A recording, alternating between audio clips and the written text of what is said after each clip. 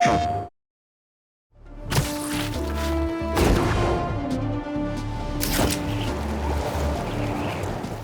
everybody, welcome to PlayStation Access.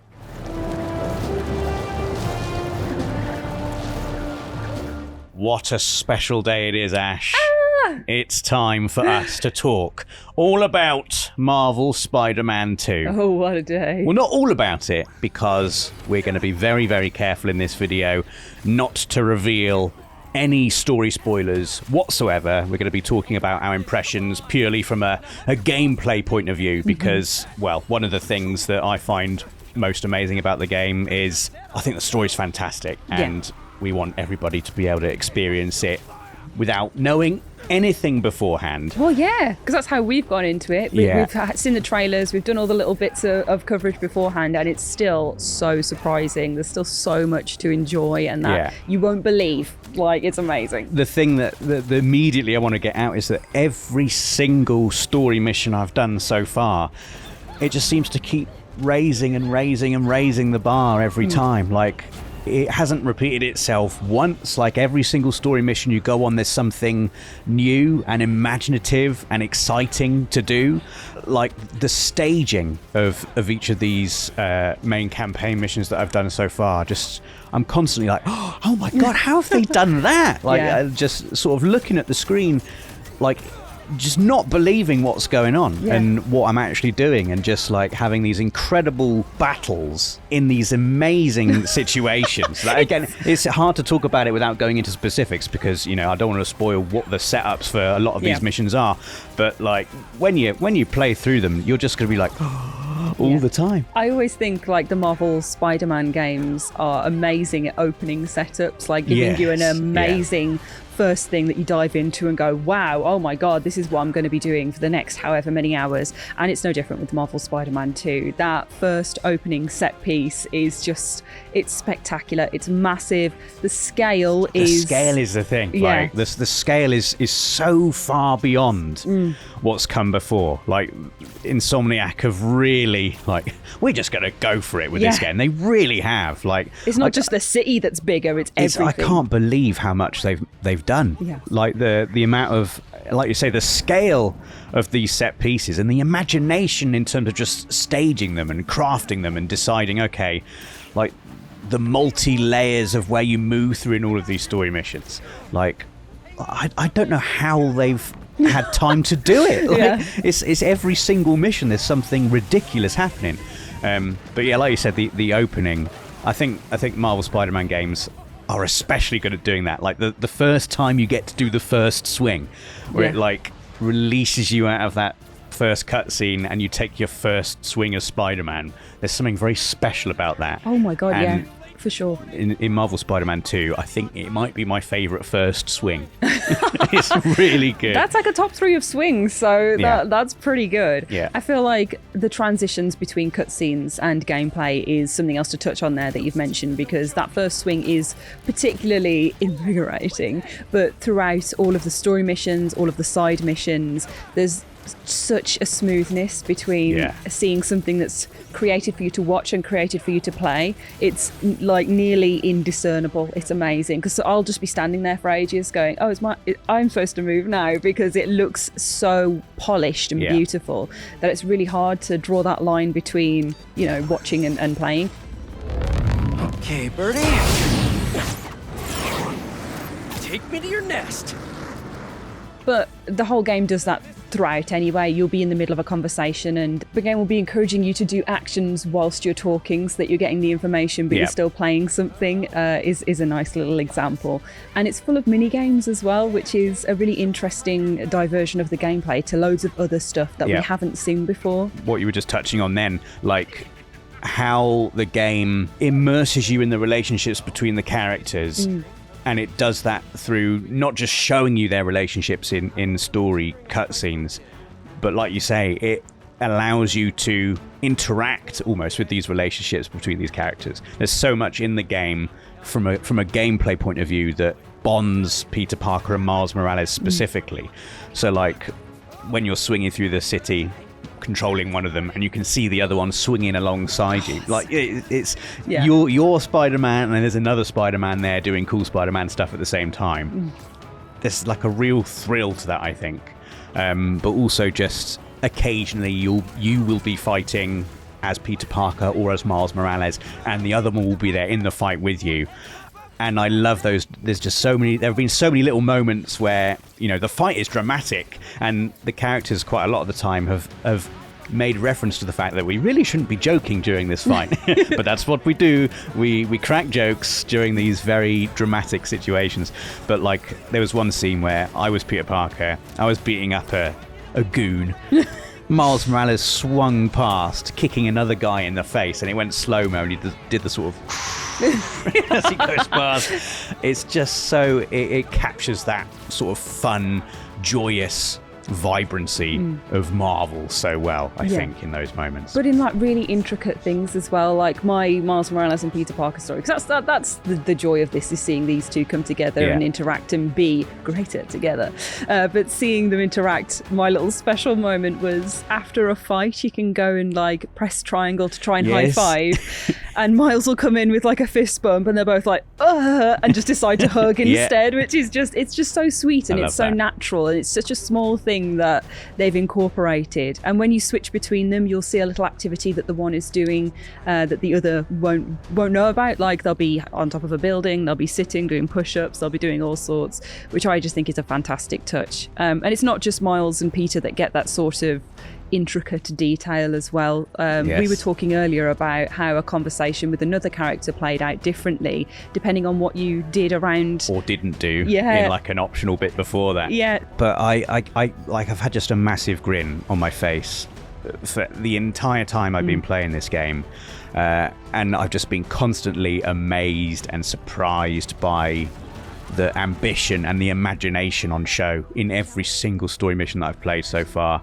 And as expected, the story it's full of those joyous moments, but it's as you would expect, quite dark as well in some moments. And like, the writing so deftly sort of weaves between those high and low moments, and it makes me laugh, and then a minute later I'm like, oh god. Like, it's so expertly crafted. That kind of what people see Spider-Man as versus who he is in this moment of struggle, and that goes for both of them, is very interesting to see play out. Don't leave me hanging. Trying to soak over here. Not on my watch. Come on. You're too much, man. But I'd love to talk about the combat in a little bit more granular detail, because I feel like the way Marvel Spider-Man 2 is building upon and expanding upon what came before is just in terms of like being in the air. Like, I'm in the air all the time. Like, if I've touched the ground, I'm like, no, get me back up there. And that is help. There's a bunch of like aerial combos that you can string together, as you could do in the first Marvel Spider-Man game. But it feels like I can spend an entire fight just like doing an aerial combo, slamming an enemy back onto the ground, bouncing them back up, doing another little combo, hoisting another one up there, and then you've got like the special powers for each character. One of them, my favourite one, is Peter Parker's power. He uses his spider legs to basically hoist a whole group of enemies up into the air, and I'm like, delicious air combo time. But also you've got the enemies like the hunters. Kraven's hunters have the little robot bird enemies, and I just love fighting them. Like, you'll be in a fight with a bunch of hunters on the ground, and as soon as I see the birds coming, I'm a little treat for me. There's basically just a way to hoist yourself into the air, and going between like three of them, just like bang, bang, bang, and then you'll get your focus bar full, and you can pull off a finisher. And that's another thing, like how they managed to do the finisher animations so seamlessly. They're wild. Wherever you are, you can be 100 feet in the air, you can be on the ground. Doesn't matter what move you've just done or whereabouts you are in the fight, the game somehow seamlessly transitions into these incredible finisher animations. And if you're fighting with the other Spider-Man at the time, sometimes you'll get like a joint finisher happen. It's so good. The little bit of web that goes between them when they spin them round. There's all sorts of different ones that you can unlock, and all of them are just fantastic and funny. There's such a heart to all of it. Yeah, that's the thing. There's so much character in everything. You know, you're not just punching and swinging. You feel like you're Spider-Man swinging and punching. Like, there's so much character baked into absolutely every facet of the game. But it just feels so much more, like you say. I think the scale that you were talking about refers to everything. It's not just that the city itself is bigger and expanded. Everything feels like it's been absolutely amped up from what came before.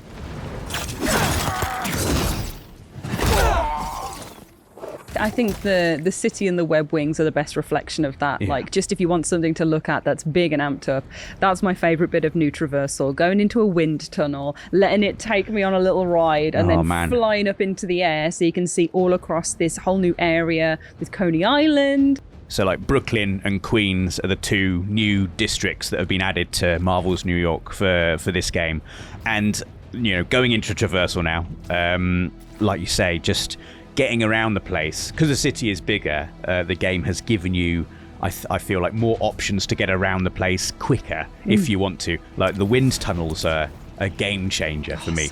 Like, so there'll be certain areas in the city where natural wind tunnels occur, going across the river alongside the bridges. If you can get your wingsuit inside a wind tunnel, you will just be like, just propelled through it, and it's so satisfying to chain a number of wind tunnels together. And if you hit an updraft as well, it sort of like launches you up into the air. And then like sort of like shooting down. What my favourite thing to do is to be launched up into the air, to see like a random crime happening on the ground, and then just like, okay, just absolutely going towards it like a torpedo. Like the impact and the speed with which you can go in. I love pressing the triangle for the web strike just before you hit the enemy, and using all of that momentum just to like bang, like the first enemy is just completely taken out. And again, you get those really charming little bits of writing that go on. Like, I came into like an arms deal, I think, with Miles, and Miles announced it by like, "Hi, I'm Spider-Man and I'm here to ruin your day." And that combination of what Miles was saying with what I was doing just made me feel so good, because it was like, I am ruining your day right now. I just absolutely pulverized them, like using, like I had all of his electric moves ready to go. It was just like the bioelectric venom. Just absolutely exploded all these incredible moves. And like when you get the hang of the combat, you feel so empowered when you get into a fight like that, because you always feel like you've got another move up your sleeve. You're like, okay, I'm in the air now, I can do the web swing kick. Oh, there's a guy down there, I can yank down to him. And oh, there's a guy firing like a rocket at me. You can dodge the rocket and web the rocket and launch it back at them. Like, you just feel amazing all the time. I think that the chain lightning is my favourite one from Miles Morales. Just being able to punch someone with a bunch of electricity and then watch it flip around all of the other baddies in the area as it finds its mark is so good. And the combat kind of works, just to explain, that you've got your triangle for your web strike, you've got square to do some punching, you've got circle to dodge so you can go underneath, you can go through, L1 to parry, which is a new thing. That's for the new thing, Marvel Spider-Man 2, which when you see an enemy strike coming in, you can bash it back at them. And you have to use this very specifically against bigger enemies as well, which makes it really crunchy and nice to be able to perform. And then by holding L1 or R1 whilst you're in battle, you can look around your different abilities that you have depending on which Spider-Man you're using. So that'll be like evolved Venom stuff for Miles Morales, or Peter Parker's more nice Spider-Man stuff, at least. So you got your spider legs, and then the symbiote powers. Yeah, it's like that Iron Spider business, isn't it? So. Like, we'll talk about the symbiote maybe later on. There's loads more combat stuff I want to talk about, but I absolutely love just letting rip with the symbiote powers, especially. They're just so juicy, like all the tentacles that you can fly around. And they've really sort of nailed that sort of like edge to it, where, you know, all the combat before then has been jokes, colourfulness, and, you know, it feels fun. Yeah. Then with the symbiote comes out, and you're like, oh god, chill out a bit. But you really sort of feel very sorry for whoever Peter is fighting when you've got the symbiote powers. And then on top of fighting crime, there are, of course, loads of fun, optional, extra things to do around the city. So in the first Marvel Spider-Man game, famously, you had like Yes. the backpack collectibles. There are other collectibles in Marvel Spider-Man 2, but there's lots of that good stuff. There's lots of, and it feels there's so much variety, and sometimes you're doing like what feel like little mini games, like you alluded to previously. So you've got like the occasional bit of science you have to do, like arranging cellular structures and all that kind of stuff. But it's never to the extent where you feel like you're getting pulled out of what you always want to be doing, which is just being Spider-Man and swinging around and fighting crime and stuff. And finding cool things to take pictures of. That's perfect. Oh, I've not even mentioned photo mode yet, which is like an absolute dream. I think it's one of, if not the best photo modes I think I've played with. Just the visual quality itself is amazing, but the way you can have fun with the actual photos you take, like putting them inside comic books or making it look like someone's taking a photo on their phone, it's just so much fun to have a play around with. Oh, for sure. Like, my favourite thing from Marvel Spider-Man Miles Morales was just taking pictures of Miles Morales in Spider-Man with Spider-Man the cat on his back, and being able to put the pictures in all the different locations and take pictures of him in his finishing moves, and then being able to do that again this time with a whole new move set with different things, with Peter also like around and being able to swap between them to take the perfect picture, using it to zoom in on details. Like, I found a calendar with markings on it, so I used photo mode to look in and see what it said on there. The detail is amazing. But just like existing in the city, I don't know if you've done any just walking around on street level and high-fiving civilians. I spent an entire hour doing that the other day, just like,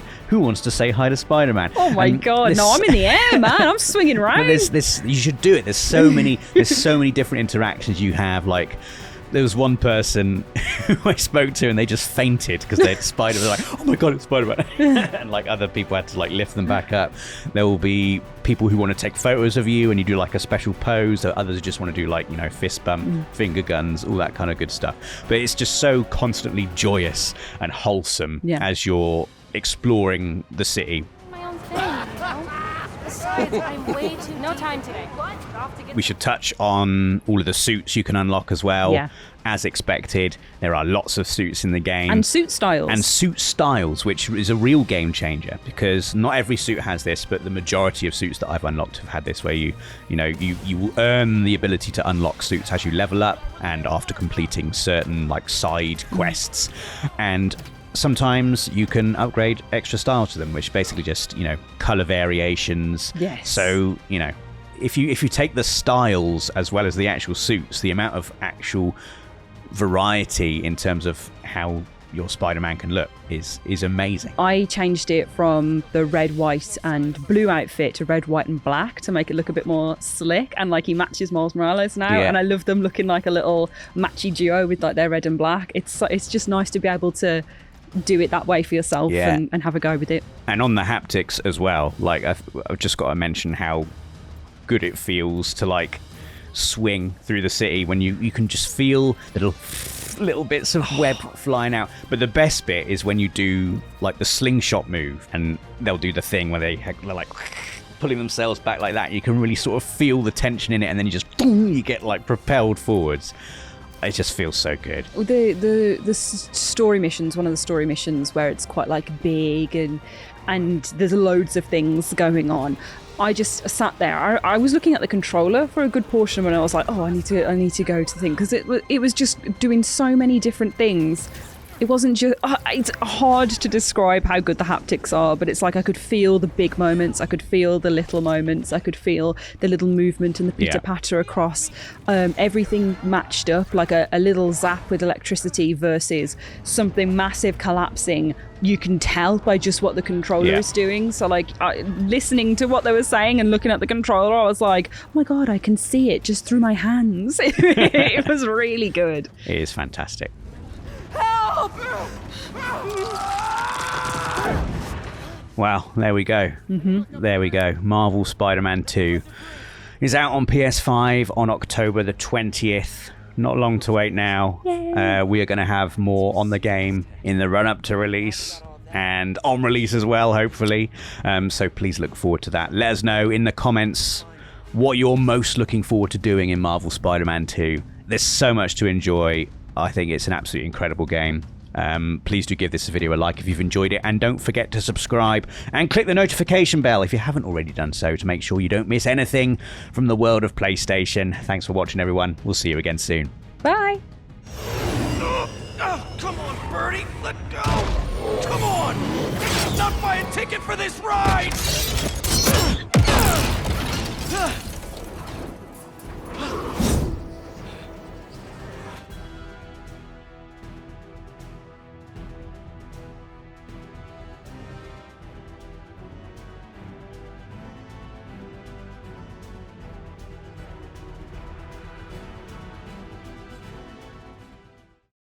PlayStation